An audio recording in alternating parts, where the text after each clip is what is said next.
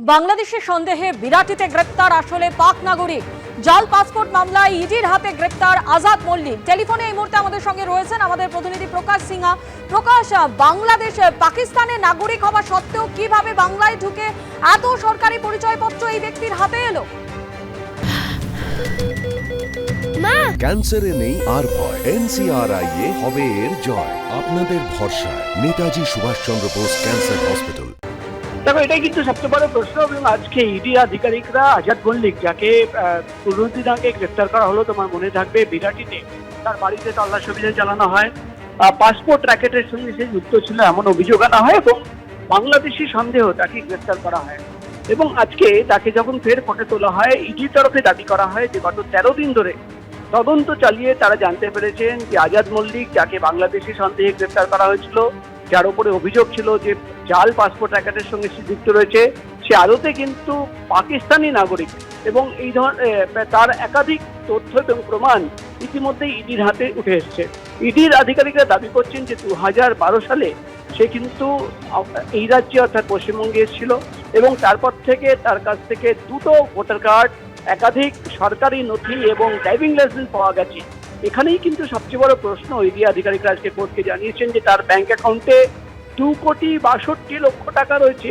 এই টাকা কোথায় থেকে আসলো? কোনোভাবে অ্যান্টি ন্যাশনাল অ্যাক্টিভিটির জন্য এই টাকা কাজে লাগানো হচ্ছে কিনা, বা হাওয়ালার লিঙ্কের যে কথা বলা হচ্ছিল, তোমার মনে থাকবে যে যেদিন তাকে প্রথমবার কোর্টে তোলা হয় তখন ইডির তরফে দাবি করা হয় যে বাংলাদেশ থেকে হাওয়ালার মাধ্যমে টাকা ঢুকছে, এই ধরনের তথ্য তাদের হাতে রয়েছে এবং সেটা সামনে রেখে তারা তদন্ত চালাচ্ছেন। আজকে কিন্তু ইডির তরফে চাঞ্চল্যকর দাবি করা হলো যে 13 দিন ধরে তদন্ত করে তারা কিন্তু জানতে পেরেছেন যে আজাদ মল্লিক, যাকে বিরাটি থেকে গ্রেফতার করা হলো, সে বিরাটিতে কয়েক বছর ধরে থাকছিল, এই রাজ্যে 12 বছর ধরে থাকছে। সে কিন্তু আদতে পাকিস্তানি নাগরিক এবং তার একাধিক নথি কিন্তু ইতিমধ্যেই ইডির হাতে উঠে এসছে। এবং ইডির তরফে দাবি করা হয় তদন্ত করতে গিয়ে এক মহিলার নাম উঠে এসছে, তাকে খুঁজে পাওয়া যাচ্ছে না।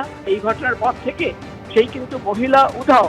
এবং আজকে যেহেতু 15 দিনের যে পুলিশ কাস্টাডির মেয়াদ সেটা শেষ হয়ে যায়, নতুন করে একটি প্রতারণা মামলায় তাকে কিন্তু গ্রেফতার করা হয়েছে, সোন অ্যারেস্ট করে। আবার ইডি আধিকারিকরা আজাদ মল্লিককে নিজেদের কাস্টাডিতে নিয়েছেন। অর্থাৎ এই যে অভিযোগ উঠে আসছে, সে পাকিস্তানি নাগরিক এবং এখানকার একাধিক সরকারি নথি তার কাছে। একেবারে প্রকাশ, তথ্যের খোঁজে ফের আজাদের জেরা চাই ইডি। 8 দিনের হেফাজতের নির্দেশ দেওয়া হয়েছে তাকে। আপাতত তোমায় ধন্যবাদ। কাশ্মীর নিয়ে নতুন করে বিতর্কে কংগ্রেস, আক্রমণে বিজেপি। কংগ্রেসের গায়েব পোস্ট পাল্টা কটাক্ষ বিজেপি। দায়িত্ব পালনের সময় গায়েব কংগ্রেসের পোস্ট ঘিরে বিতর্ক। দেশের পাশে নয়, পাকিস্তানের পাশে কংগ্রেস। দেশের বিরুদ্ধে বিষাক্ত চক্রান্তের অভিযোগে সরব বিজেপি।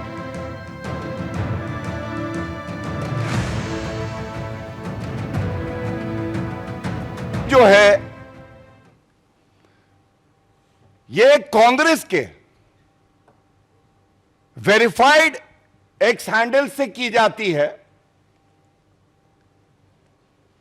और इस तस्वीर के पोस्ट करने के बाद एक बहुत बड़ा सिग्नल शत्रु देश पाकिस्तान में दिया जाता है।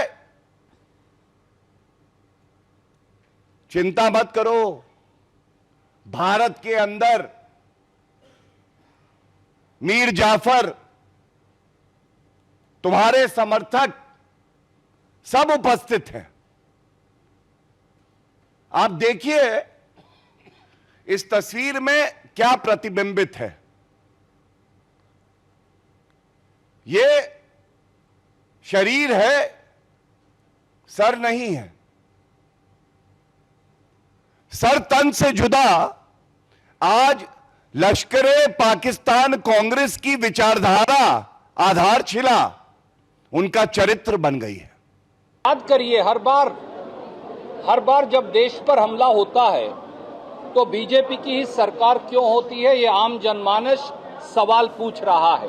अब IC 814 को अगवा किया पाकिस्तानी उग्रवादियों के द्वारा और कंधार अफगानिस्तान ले जाया गया, तो क्या बीजेपी के कर्नाटक के नेता और देश के नेता जवाब देंगे कि पाकिस्तानी उग्रवादियों मौलाना मसूद अजहर, जरगर और बाकी सब उग्रवादियों को मेहमान बनाकर कश्मीर की जेल से छुड़वाकर बीजेपी के देश के विदेश मंत्री कांधार अफगानिस्तान क्यों छोड़कर आए थे? नरेंद्र मोदी जी जब प्रधानमंत्री थे तो सीधे सीधे हमला हुआ।